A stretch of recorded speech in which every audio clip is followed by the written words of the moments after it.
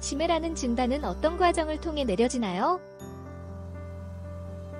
기억력이 떨어졌다고 모두 치매는 아닙니다. 기억력 등 인지기능이 떨어져도 일상생활에 지장이 없으면 경도인지장애라고 부릅니다. 일상생활에도 문제가 생기면 치매로 진단을 합니다.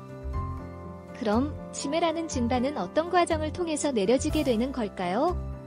가장 먼저 기억력 등 변화가 시작된 인지 증상을 중심으로 면담을 하고 치매 선별 설문을 통해서 동반된 다른 변화에 대해서 추가로 파악합니다. 다음 단계로 간단한 선별 인지기능 평가를 합니다.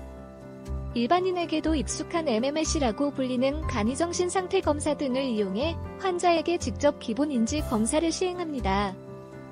선별 검사에서 이상이 확인되면 종합 인지기능 평가를 합니다.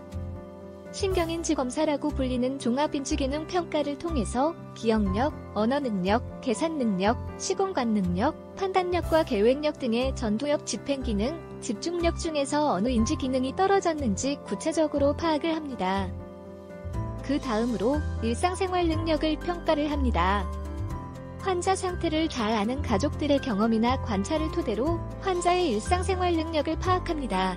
일상생활에는 세수, 식사, 화장실 사용 등 단순 기능과 외출, 돈 관리, 대중교통 이용, 취미 활동 등 복잡 기능이 있습니다. 치매에 걸리면 대개 복잡 기능이 먼저 변화가 옵니다. 일상생활 능력에서 변화가 있어 치매가 진단되면 이상행동 및 심리 증상의 평가로 이어집니다.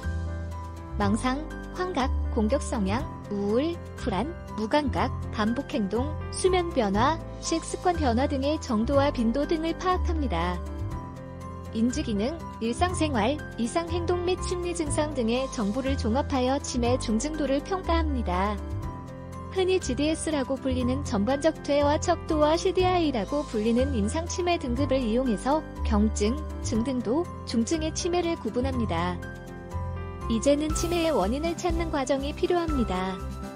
신경학적 진찰을 통해 파킨슨 증상 동반 여부 등을 파악하고 기본 혈액 검사, MRI, 뇌파, 핵의학 검사 등 정밀 검사를 통해서 정확한 치매의 원인을 찾습니다. 다음으로는 치료 방법을 정할 순서입니다. 치매의 원인에 따른 치료 계획을 세웁니다. 치매 유형에 따라 필요한 약, 피해야 할 약, 그리고 동반된 증상을 치료하기 위한 약제를 선택합니다.